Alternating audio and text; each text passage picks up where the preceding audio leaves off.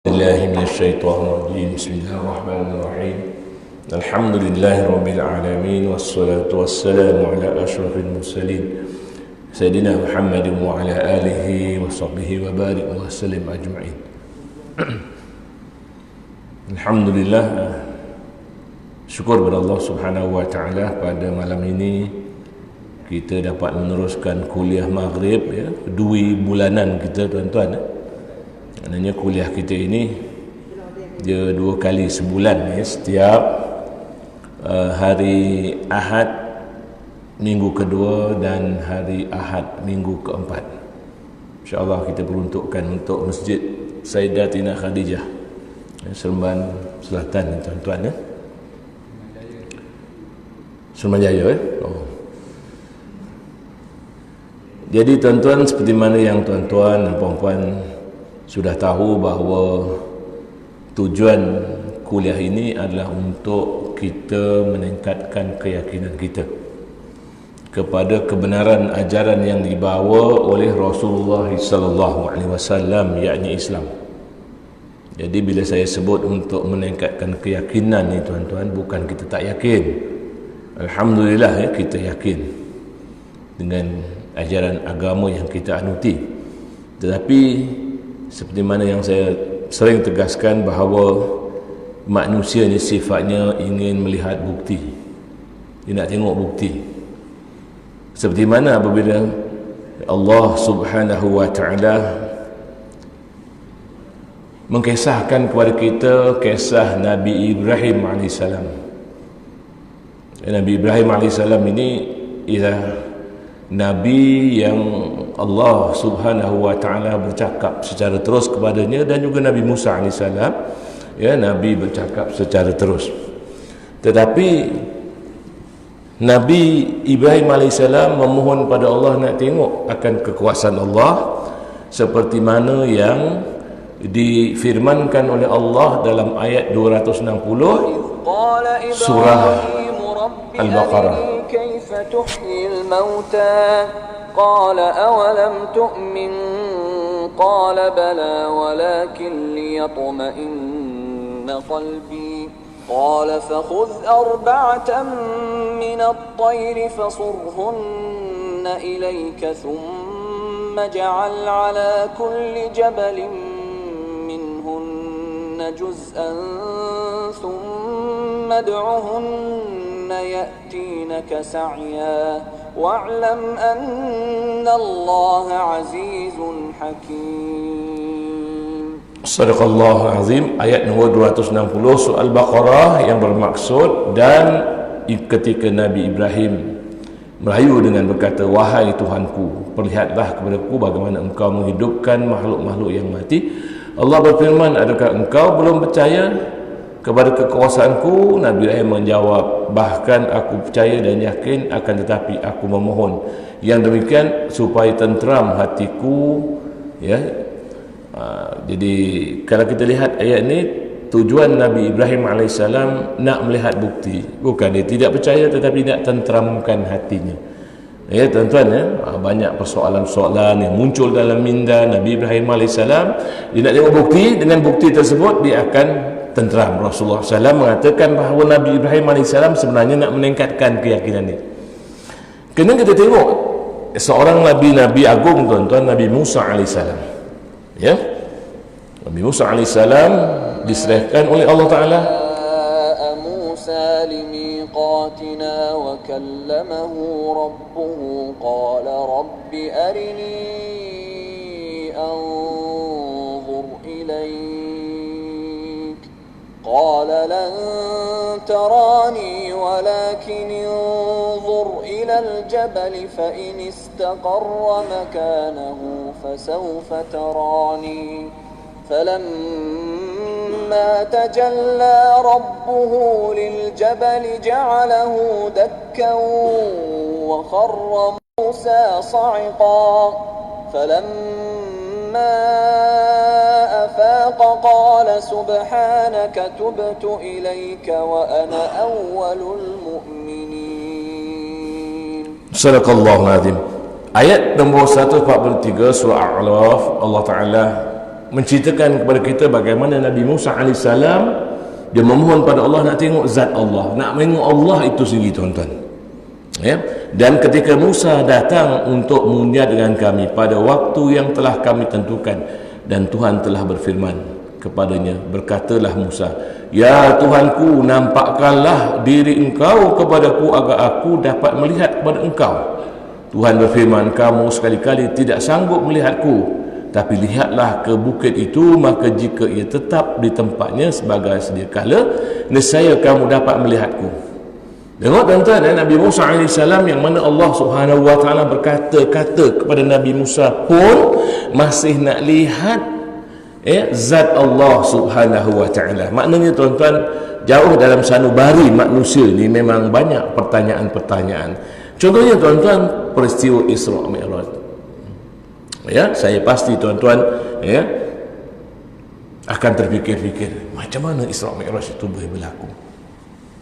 Tuan-tuan ya, mesti punya orang akan tanya, mesti punya orang akan ada dalam minda dia bagaimana Isra Mi'raj itu boleh berlaku. Melainkan kalau kita anggap orang Arab kata wujuduhu kal adam, ada kisah Isra Mi'raj ke tak ada, sama aja bagi aku. Contohnya lah tuan-tuan, kalau kita punya pandangan begitu tuan-tuan, maka ia berlalu begitu sajalah. Setiap tahun kita membuat sambutan peringatan Isra Mi'raj, tetapi kita tidak melihat apa signifikannya, apa kepentingannya tuan-tuan. Dan saya sebabnya bagi kuliah-kuliah berkaitan dengan Isra Mi'raj tu masa kita kena lockdown dulu tuan-tuan kan. Jadi ini tak apalah kita anjakkan ke hadapan tuan-tuan. Dan kita cuba tengok tuan-tuan bagaimana Nabi Muhammad sallallahu alaihi wasallam, apabila Nabi sallallahu alaihi wasallam menceritakan kisah Isra Mi'raj itu kepada orang-orang Quraisy di Makkah, apa reaksi orang-orang Quraisy tuan-tuan? Orang Quraisy tak percaya, sebab tak masuk akal tuan-tuan. Tak masuk akal manusia ketika itu, bagaimana seorang manusia boleh pergi ke Masjidil Aqsa kemudian naik ke langit dalam masa yang sangat singkat. Sedangkan pada pengetahuan mereka tuan-tuan, untuk pergi Masjidil Aqsa mengambil masa berbulan-bulan dengan menaiki unta. Lalu mereka memohon kepada Nabi SAW, tunjukkan bukti. Ni tuan-tuan mereka juga minta kepada Nabi, tunjukkan bukti. Kata Nabi SAW, lamma kazzabani Quraisy kuntu fil hijr. Apabila orang-orang Quraisy mendustakan aku, maknanya dia tak percayalah, aku berdiri di Hijr. Hijr apa tu tuan-tuan? Hijr Ismail lah. Kalau kita di Kaabah tuan-tuan, ada Hijr Ismail selepas makam Ibrahim, tempat Nabi Ibrahim duduk, kita akan bergerak ke depan Hijr Ismail. Pusing lagi, kita akan jumpa bucu. Kita sampai kepada apa tu, Hajarul Aswad tuan-tuan. Jadi Nabi Muhammad SAW berdiri di Hijr Ismail, dan Allah Subhanahu Wa Taala tunjukkan kepada Nabi SAW Baitul Maqdis. Nah, orang-orang Quraisy antara mereka selalu pergi ke utara tuan-tuan untuk berdagang. Tangan mereka ada yang berdagang di sana, dan mereka tahu selok-belok Baitul Maqdis. Jadi ada di kalangan mereka yang kata, betul lah apa yang Muhammad sebut. Lalu mereka beriman kepada Nabi sallallahu alaihi wasallam. Jadi maknanya tuan-tuan tengok Isra Mi'raj ini dia memerlukan bukti untuk kalangan mereka yang ragu-ragu. Tapi bagi orang yang yakin tuan-tuan, tak ada masalah. Siapa yang yakin tuan-tuan? Sayyidina Abu Bakr radhiyallahu anhu. Sebab apabila seorang pembesar Arab, pembesar Quraisy bernama Al-Walid bin Mughirah, dia memperselakan apa yang disebutkan oleh Rasulullah SAW. Walid bin Mughirah jerkah Sayyidina Abu Bakr, wahai Abu Bakar, adakah kamu percaya Muhammad telah pergi Masjid Al-Aqsa, naik ke langit dan kembali ke bumi dalam masa satu malam, fil lailil wahidah? Maka jawab Sayyidina Abu Bakar, aku yakin dan percaya kalau datangnya daripada Muhammad. Kalau orang lain tuan-tuan, takkan Sayyidina Abu Bakar percaya tuan-tuan. Kalau tukang bohong, tukang tipu yang bercakap, takkanlah Sayyidina Abu Bakar yang percayakan kisah yang memang tidak masuk akal manusia tuan-tuan. Bila saya sebut tidak masuk akal tuan-tuan, bukan membawa konotasi negatif. Cuma manusia tak terjangkau ketika itu bagaimana peristiwa Isra' Mi'raj boleh berlaku tuan-tuan. Nah, sebelum Isra' Mi'raj, Nabi menceritakan kepada kita bagaimana dadanya dibelahkan, bukan tuan-tuan? Orang zaman itu barangkali terfikir macam mana dibelahnya dada Nabi SAW sedangkan Nabi masih hidup. Tapi tuan-tuan, kalau tuan-tuan sekarang ni tuan-tuan tahu bagaimana ya, betapa banyaknya dalam dunia kita orang yang tukar jantung. Tuan-tuan tahu taknya dekat Institut Jantung Negara berapa ramai orang yang dah pindahkan jantungnya tuan-tuan. Dibedah dada, dikuaknya jantung, jantungnya dikeluarkan, ganti dengan jantung orang lain tuan-tuan. 1400 tahun yang lalu ya, dalam hadis Nabi sallallahu alaihi wasallam membayangkan ya, proses pembedahan jantung Nabi dibedah dan dimasukkan kembali kepada dada Nabi sallallahu alaihi wasallam. Satu. Jadi ilmu manusia ini berkembang tuan-tuan. Kemudian orang terfikir macam mana Nabi Muhammad sallallahu alaihi wasallam boleh diperlihatkan ya, dengan situasi di Masjid Baitul Maqdis.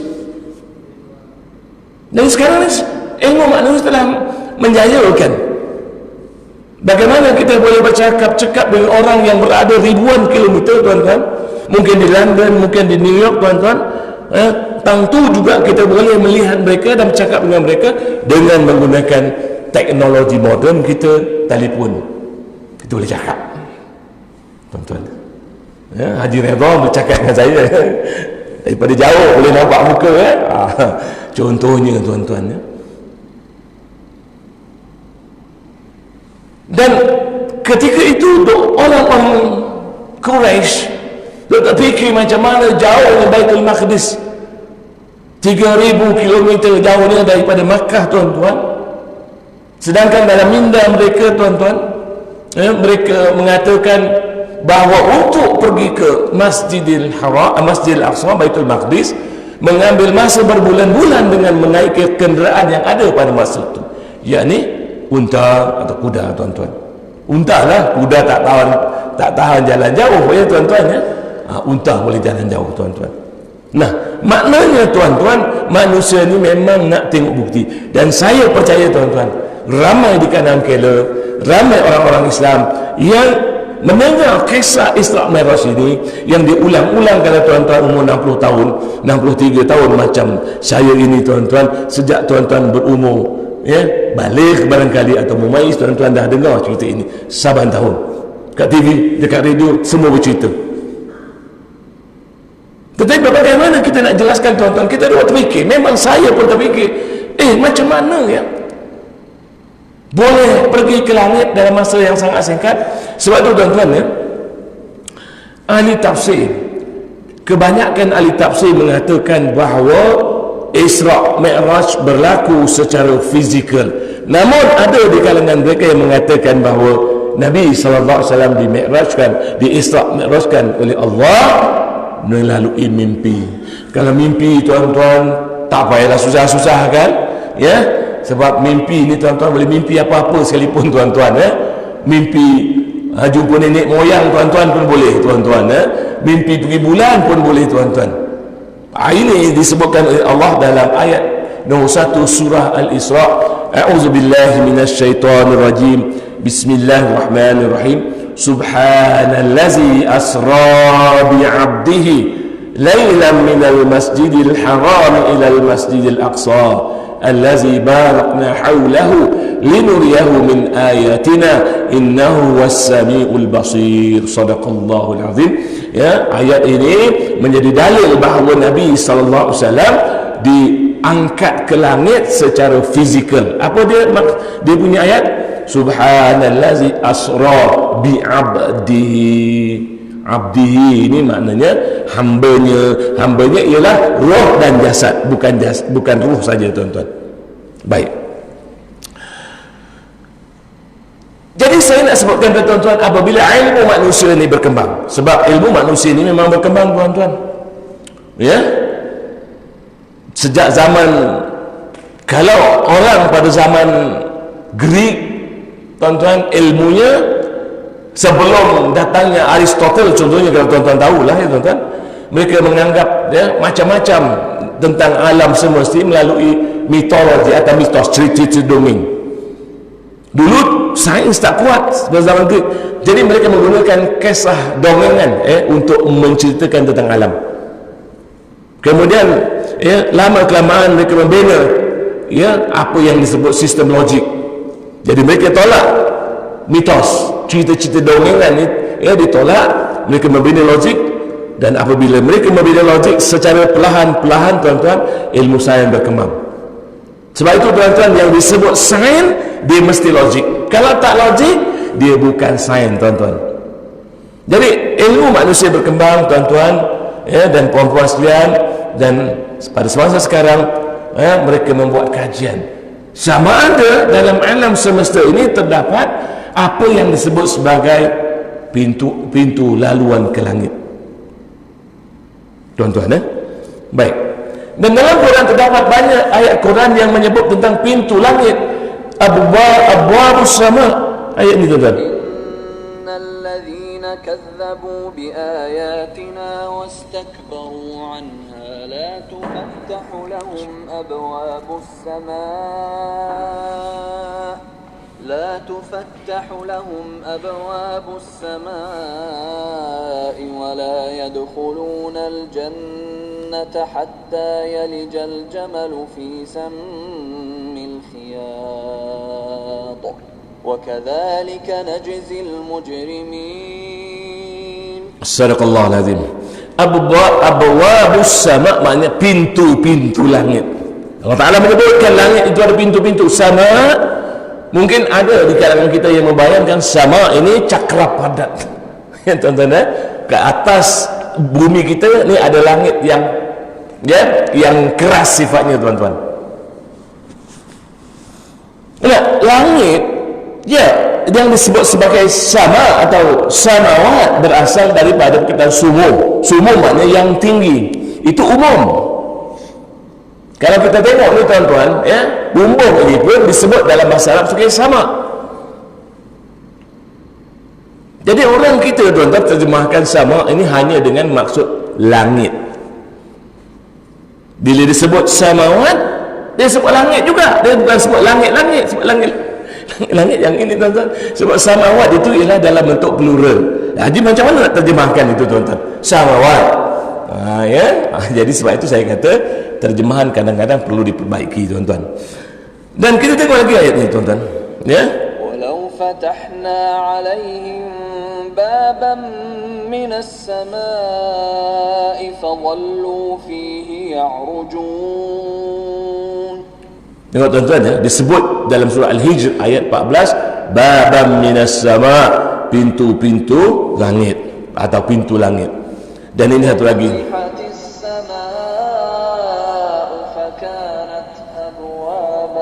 abwaba, pintu-pintu langit, tuan-tuan, ya. So langit ada pintu.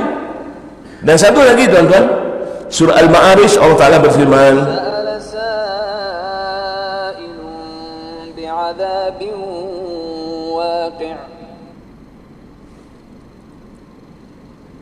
للكافرين ليس له دافع من الله ذي المعارج من الله ذي المعارج من الله ذي المعارج min Allah zil ma'arij, daripada Allah pemilik al-ma'arij. Ma'arij apa dia? Laluan-laluan naik ke langit. Ya, tuan-tuan, siapa yang melaluinya? Ta'rujul malaikatu war-ruh الروح إليه في يوم كان مقداره 50,000 سنة Tarujul malaikatu warruhu ilaihi. Para malaikat dan ruh bergerak ke arahnya dalam satu hari yang kadarnya 50,000 tahun. Satu hari 50,000 tahun. Tuan-tuan ya. Jadi tuan-tuan ya, Ma'arij ni laluan malaikat dan ahli tafsir tuan-tuan. Ada yang mengatakan bahawa ruh ni, yang disebut ruh ini ialah ya, ruh manusia. Dan ramai juga yang mengatakan ruh ni ialah Jibril alaihissalam. Bermakna tuan-tuan, kalau Jibril alaihissalam, tuan-tuan mau tahu, Nabi diisra'kan oleh Allah bersama-sama dengan Jibril. Di-Isra' kemudian dimi'rajkan oleh Allah dengan ditemani oleh Jibril alaihissalam. Barangkali Allahu alam, inilah laluan Mi'raj Nabi sallallahu alaihi wasallam. Dan kelajuannya tuan-tuan, masya-Allah. Ya, saya belum terangkan lagi pada tuan-tuan bagaimana dalam surah As-Sajdah ayat nombor 5, satu hari sama dengan 1000 tahun, itu menunjukkan kelajuan cahaya. Yang ini menunjukkan 50 kali ganda kelajuan cahaya tuan-tuan. Baik, sekarang kita tengok tuan-tuan, apakah kajian yang dibuat oleh ahli sains fizik, ahli sains fizik yang disebut physics theory. Tuan-tuan tak faham tak apa tuan-tuan, dan saya percaya tuan-tuan ramai yang faham. Apa beza fizik dengan fizik teori tuan-tuan? Fizik ini dia menggunakan eksperimen, uji kaji. Kalau di antara tuan-tuan ada yang mengajar di sekolah, kat sekolah tuan-tuan ya, sekolah menengah tinggi contohnya dengan 4 tingkatan 5 ada, atau tingkatan 3, 2, 1 pun ada tuan-tuan, di sekolah tersebut mesti ada makmal. Makmal fizik, makmal kimia, makmal biologi, kena ada. Ya. Kalau tingkatan rendah ada makmal biasa saja tuan-tuan. Fizik ini dia perlukan makmal, tetapi yang disebut sebagai fizik teori dia tidak perlu makmal. Dia cuma perlukan bilik kecil dan juga papan hitam atau papan putih, kerana disitulah dia tulis formula tuan-tuan. Ya. Dan saya ingatkan tuan-tuan ya, ini pengkajinya contohnya Isaac Newton. Newton tuan-tuan ya, Newton orang Inggris ya, dia punya hidup pada kurun ke-17 tuan-tuan. Ya, 300 tahun yang lalu Isaac Newton ini, atau kita sebut Newton ini, dia menemui teori gravity. Bukan dia cipta, saintis tak cipta apa-apa tuan-tuan, saintis cuma dia menemui. Dan bagaimana dia temui teori gravity tuan-tuan? Dia duduk bawah pokok apple. Ini ceritanya sangat mudah tuan-tuan. Sebab ya, kalau kita tengok Quran, Allah Ta'ala suruh gunakan akal. Ada mata, ada telinga, ada qalb supaya kita boleh faham. Tapi dia ni tuan-tuan, dia tengok bawah pokok buah apple jatuh, dia terfikir, apa yang mendorong buah apple jatuh ke tanah? Dia fikir tuan-tuan. Nah, kita orang Melayu, ada tak kita tengok buah durian jatuh ke tanah, kita kata apa yang menyebabkan buah durian ini jatuh ke tanah? Berapa ramai orang Melayu yang tanam durian sejak kurun ke-15 tuan-tuan ya? Memang ramai ada ya, itu pokok durian jatuh kan, tengok buk begitu, kita tak fikir pun kadang-kadang tuan-tuan ya, buah durian itu jatuh ke tanah disebabkan oleh daya tarikan graviti. Sedangkan dalam Quran Allah Ta'ala sebut tuan-tuan, persoalan jatuh ke tanah ini Allah Ta'ala sebutkan dalam Quran. Apa dia tuan-tuan? Tidak ada satu daun pun yang jatuh ke bumi ya, tidak diketahui oleh Allah Subhanahu Wa Ta'ala. Isaac Newton pula terfikir. Kadang-kadang saya fikir tuan-tuan, dari mana orang-orang barat ni dapat ilham untuk buat kajian tuan-tuan ya? Quran kita ni tuan-tuan ya, sudah diterjemahkan ke dalam bahasa Latin tahun 1150. 1150 ini tuan-tuan, ini zaman peperangan salib. Dihangkutnya kitab-kitab orang Islam tuan-tuan ya. Sebelum itu lagi tuan-tuan, kitab apa? Kitab karya saintis-saintis Islam ya, seperti Ibn Sina, Al-Biruni ya, Jabir Ibn Hayyan Al-Kufi ya tuan-tuan, kitab-kitab falsafah, dan juga kitab Quran tuan-tuan dibawa ke Eropah dan diterjemahkan ke dalam bahasa Latin, dan kemudian diterjemahkan ke dalam bahasa Jerman, diterjemahkan ke dalam bahasa Perancis. Barangkali Allahu a'lam mereka ini menjadikan Al-Quran itu sebagai bahan rujukan dia. Memang tuan-tuan disebutkan oleh seorang ahli sejarah di barat mengatakan bahawa orang Eropah ni tuan-tuan, dia benci pada Quran sebab dia bertarung dengan Islam tuan-tuan, tetapi dia juga nak mencari ilmu daripada Quran. Sebab tu barangkali Newton ini bila dia tengok, Allah alam tuan-tuan, dia tengok buah apple jatuh ke bawah, dia fikir apa yang menyebabkan buah apple jatuh ke bawah, dan dia kemukakan teori graviti tuan-tuan. Jadi teori graviti ini menunjukkan tuan-tuan, apabila ada dua jasad tuan-tuan, dua jasad yang berdekatan, sebenarnya jasad itu ada daya tarikan graviti. Macam di masjid ini tuan-tuan, antara tuan-tuan ni ada daya tarikan graviti, tapi tak melekat sebab daya tarikan ke bawah lebih kuat. Cuba kita tengok tuan-tuan, ini formula dia, dan daya tarikan graviti inilah yang mengharmonikan alam semesta. Planet-planet beredar dengan baik tuan-tuan. Dalam surah Ar-Rahman Allah Ta'ala menyebutkan mizan dengan ukuran waja'alahu mizan tuan-tuan. Dan mari kita tengok tuan-tuan, kalau kita berada di luar daya tarikan graviti bumi, apa jadi? Anda perhatikan,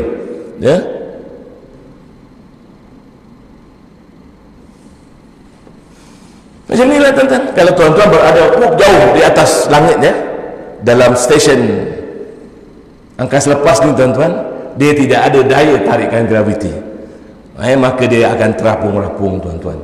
Inilah yang disebut sebagai graviti, yang dikemukakan oleh Isaac Newton tuan-tuan. Dan tuan-tuan, Newton ini tuan-tuan, dia bukan orang Kristian. Kita dah fikir bahawa orang Eropah ni Kristian. Tidak tuan-tuan, dia adalah orang yang berpegang kepada fahaman Tuhan itu satu. Tuan-tuan tengok ni, monotheistic God. Dia percaya Tuhan itu satu. Kenapa tuan-tuan? 300 tahun selepas kematian Albert Newton, muncul seorang lagi saintis tuan-tuan yang bernama Albert Einstein tuan-tuan.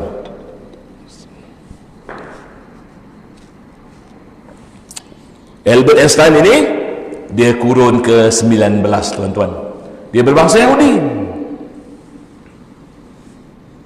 Ni tuan-tuan, orang Yahudi ni dia cukup hebat tuan-tuan. Disebutkan Bani Israel dalam Quran tuan-tuan, dan juga Yahudi tuan-tuan. Jadi orang Yahudi ni kalau dia tidak dilahirkan daripada keluarga Yahudi, tidak mungkin dia jadi orang Yahudi. Yahudi adalah agama bangsa. Kalau tidak dia berbangsa Yahudi, Bani Israel, dia tak boleh beragama Yahudi. Macam mana betulnya? Macam tu tak betul lah tuan-tuan kan? Kalau orang Melayu, dia tak boleh menganut agama Yahudi tuan-tuan, sebab dia bukan bangsa Yahudi. Yang boleh menganut agama Yahudi sama ada didahirkan sebagai dalam keluarga Yahudi ataupun ibu dia orang Yahudi. Bapa dia tak kira apa-apa, ibu dia mesti orang Yahudi, baru boleh dianggap sebagai orang Yahudi. Seperti mana tuan-tuan? Seperti kalau tuan sering mendengar sekarang ini, Presiden Abdul Fattah As-Sisi, ibu dia ada orang Yahudi, Presiden Mesir sekarang tuan-tuan. Begitu dengan Mustafa Kamal Atatürk, dia punya ibunya ada orang Yahudi. Tuan-tuan boleh baca dalam internet tuan-tuan. Tapi saya tak mengatakanlah kedua-dua ni orang Yahudi tuan-tuan. Dan orang Yahudi ni dia saintis-saintis sebenarnya tuan-tuan, ramai yang berbangsa Yahudi. Tuan-tuan yang tahu, yang menghasilkan bom nuklear, yang ngebom Jepun tu tuan-tuan, Nagasaki dengan Hiroshima itu, adalah seorang ahli matematik Yahudi tuan-tuan. Jadi Albert Einstein ini, dia mengumumkan idea dia pula tuan-tuan. Dia kata, graviti bukan disebabkan oleh daya tarikan seperti mana yang Newton kata, tetapi graviti ini daya tarikan itu disebabkan alam semesta ni kita ni dia ada satu package apa dia? Dia kata alam semesta ini ialah rangkuman antara ruang dan masa. Ruang dan masa maknanya dia tak boleh dipisahkan lah tuan-tuan. Ya, kalau zaman Newton dia ada ruang, ada masa. Mungkin ruang tu terpisah dengan masa. Tetapi zaman Newton ni tuan-tuan, zaman Albert Einstein, ruang dan masa dalam package ruang dan masa. Maknanya masa tidak boleh dipisahkan dengan ruang. Oleh sebab itu tuan, ya, oleh sebab itu kata Albert Einstein, ruang masa ini dia boleh dilentur.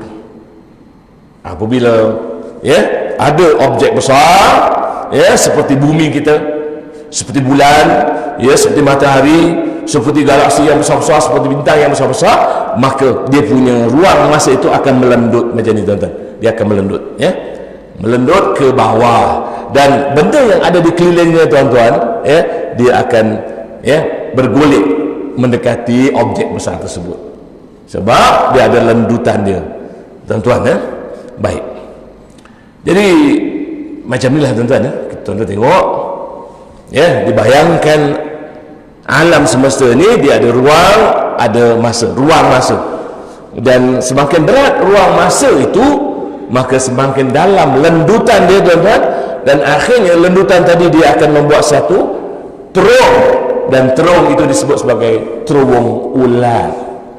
Semasa Albert Einstein mengembangkan teori ini, beliau mengatakan bahawa terung ular ini boleh dijadikan sebagai, ya, satu jembatan di antara satu galaksi dengan galaksi yang lain, ya, di antara satu alam dengan alam yang lain. Tetapi dia kata, ya, ia tidak boleh dilalui. Masa itulah tuan-tuan, dan jembatan ini diberi nama Einstein-Rosenberg Bridge. Einstein-Rosenberg Bridge, jambatan Einstein, nama saintis tadi, Rosenberg, seorang lagi saintis berbangsa Yahudi. Dan lama kelamaan tuan-tuan, ya, ilmu sains berkembang, akhirnya tuan-tuan berpuluh-puluh ahli sains mengatakan bahawa sebenarnya jembatan ini boleh dilalui tuan-tuan, ya. Tuan-tuan tengok ni, ya, begitu tuan-tuan. Ini tuan-tuan, ya, apa yang Allah Ta'ala sebut di dalam Al-Quran Al-Karim akhirnya dibuktikan oleh saintis dengan menggunakan kaedah physics theory. Saya sebut physics theory ini fizik yang menggunakan calculation tuan-tuan, ya, dia perlu bilik kecil saja tuan-tuan, dan ahli fizik teori mengatakan, yes, terdapat laluan-laluan antara bintang-bintang, antara planet-planet, antara galaksi-galaksi, antara alam dengan alam yang mencantumkan mereka. Cuma kita tak nampak lagi tuan-tuan, ya, benda ni, ya. Tuan-tuan tengok ni, dan seorang ahli sains ini mengatakan bahawa begitulah lebih kurang kata mereka tuan-tuan. Tuan-tuan ingat ini dalam bentuk teori saja, ya. Ini dalam bentuk teori saja. Tetapi teori itu berdasarkan kepada dia punya formula tuan-tuan, ya. The paper is folded in half before someone pierces it, connecting the two dots with the pencil. This example is used in so many movies because it's probably the best and easiest way to show the phenomena. The concept itself links up with Einstein's theory of general relativity, the equations for which account for Ini ialah Albert Einstein tuan-tuan. Ini gambar benar, which essentially act as massive black holes linking two areas of space-time.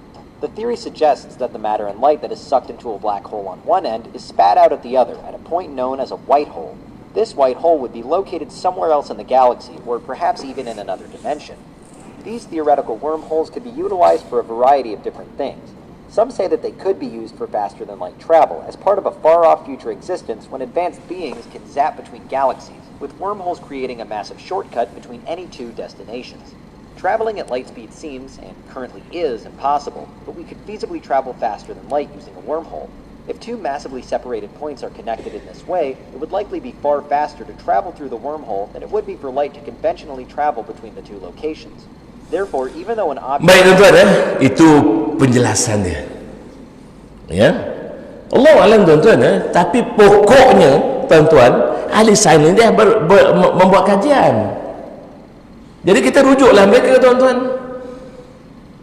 Bukankah Allah Ta'ala menyuruh kita tuan-tuan tanya orang yang tak tahu? Fas'al ahli zikra in kuntum la ta'amun. Tanyalah, ya, ahli zikr ni maknanya tuan-tuan orang yang pakar.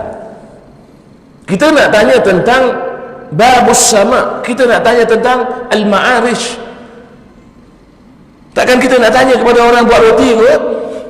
Tuan-tuan kan? Takkan kita nak tanya orang repair motosikal kan? Tuan-tuan kan? Ataupun takkan kita nak tanya mufti kot? Mufti dia hanya menyampaikan, ya, hukum hakam dan sebagainya, memberi fatwa, tuan-tuan, ya. Jadi yang kita nak rujuk ialah pakar dia, pakar dalam bidang ni, dan kebetulan pakarnya adalah saintis-saintis barat yang berpuluh-puluh, beratus-ratus orang membuat kajian ni, tuan-tuan. Dan tuan-tuan tengok ni, tuan-tuan, ya, dibayangkan, ya, terowong ulat ni dia bengkok, tuan-tuan, ya. Baik, sekarang kita tengok, tuan-tuan, ini berita pun ada. Tengok, tuan-tuan, macam mana gemparnya mereka apabila melihat objek tadi. Ada orang beritahu saya, tuan-tuan, saya cari video ni, tuan-tuan, ya, tengok warna putih itu, tuan-tuan, ya, dia turun ke Masjid Al-Aqsa ni, tuan-tuan, ya, lepas tu dia hilang, Allah alam. Jadi apakah dia, saya tak tahu apa dia, tapi ada orang mengandaikan itu ialah UFO daripada, ya, tempat-tempat lain, tuan-tuan, ya. Dan kita tengok, tuan-tuan, ya, kita tengok, saya lajukan ini, tuan-tuan, ya. Ya, hari ini saya cerita pasal terowong ulat saja, tuan-tuan. Besok saya akan sambungkan bagaimana teori ini mengatakan bahawa apabila kita bergerak selaju cahaya, tuan-tuan, kita boleh pergi masa hadapan, kita boleh pergi masa belakang, tuan-tuan, ya. Dan kita tengok perkataan al-ma'arish, tuan-tuan. Al-ma'arish ini berasal daripada perkataan araja, ya, tuan-tuan, ya. Tengok araja. Araja bermakna dia naik ke atas. Araja, kalau yang perempuan arajat, laki-laki araja. Araja dia laki-laki naik ke atas. Dan satu perkataan, tuan-tuan, apabila dibubuh mim di depannya, dia jadi nama. Daripada kata perbuatan dia akan jadi kata nama. Araja, ma'raj. Ma'raj maknanya laluan, naik ke atas. Dan apabila dia, ya, tuan-tuan, ya, dalam bentuk plural, ma'arish bermakna ma'raj, ma'raj. Maknanya ma'arish itu, tuan-tuan, laluan-laluan yang banyak, ya, ke langit, tuan-tuan. Dan sifat ma'raj ini, tuan-tuan, dia ada sifat dia. Perkataan-perkataan Arab ni dia punya maksud sebaliknya, tuan-tuan. Sebagai contoh saya sebut pada tuan-tuan, samawat yang tinggi, dia juga bermaksud, ya, langit, ya, tuan-tuan, ya. Satu lagi saya nak sebutkan pada tuan-tuan, ya, macam mal maknanya harta benda, tuan-tuan. Kenapa harta benda disebut mal? Sebab jiwa manusia ni memang suka kepada harta benda, cenderung, ya, muyul makna cenderung, jadi mal selain maksud apa ni, dia harta benda, dia juga makna cenderung sebab jiwa manusia suka kepada mal. Ada lagi, tuan-tuan, ya, seperti jin, terlindung maknanya, tuan-tuan. Jannah daripada bukan jin, tuan-tuan, ya.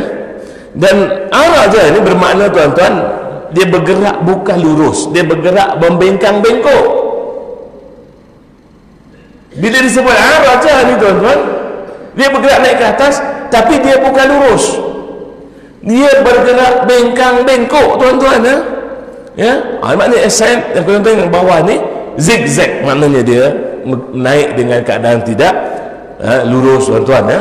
Tengok, ya, ini dia punya maksud araja, tuan-tuan, ya. Dan ini sebagai contoh, tuan-tuan, maksud araja naik ke atas dengan membengkok. Sebab tu, tuan-tuan, ya, ada terjemahan Quran di mana ayat tersebut daripada Allah yang memiliki tangga-tangga. Sebab ma'raj itu diterjemahkan kepada tangga, tuan-tuan, ya. Baik,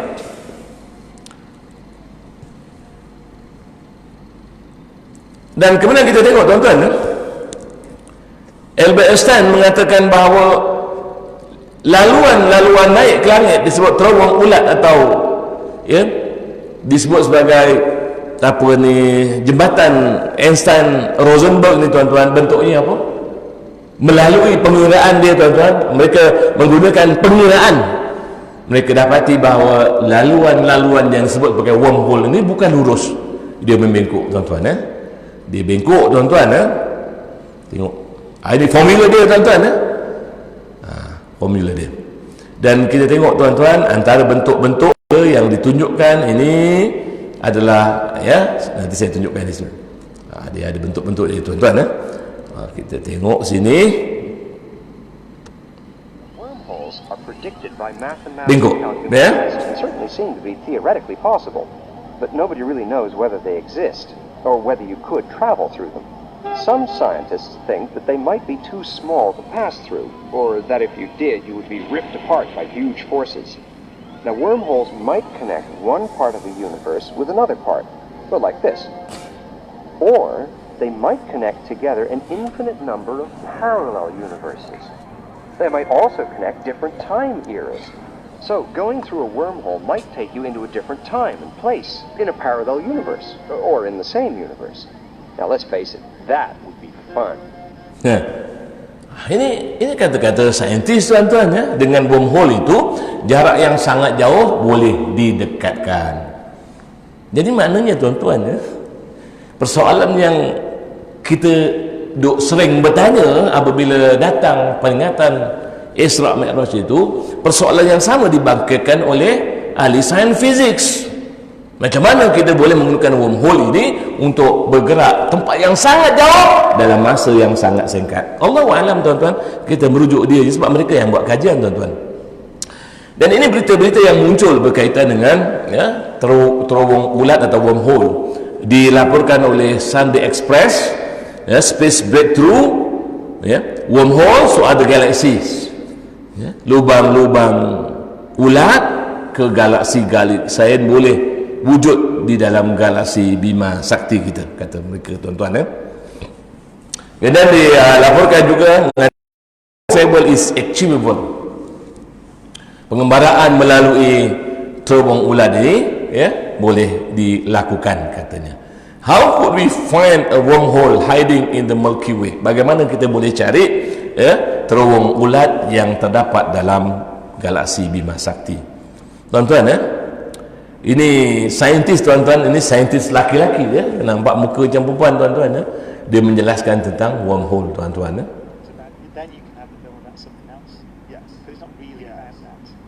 Baik, ini Albert Einstein ini, ya tuan-tuan, yang tuan-tuan dah tengok tadi. Ini saintis-saintis tuan-tuan menjelaskan bahawa, ya, terowong ulat atau wormhole ini memang mungkin boleh wujud tuan-tuan, ya. Dan tuan-tuan tengok segi macam mana mereka menggunakan pengiraan calculation, dan mereka dapati melalui calculation ni atau pengiraan dia, wormhole ini bersifat tidak lurus tuan-tuan, ya.